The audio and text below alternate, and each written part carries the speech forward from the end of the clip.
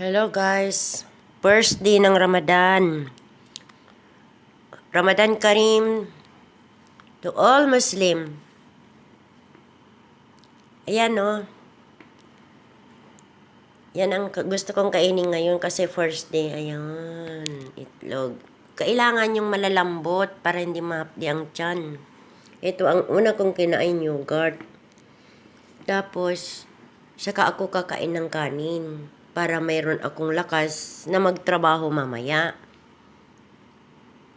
Kasi, pagdating ng gabi, kakain ka na naman nun. Pero hindi ka naman kakain kasi nasa trabaho ka na, siyempre. After work, saka ka na naman kakain.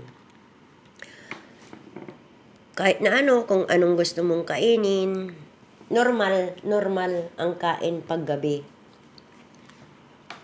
Ako lang naman dito, kaya yan ang mga prefer ko.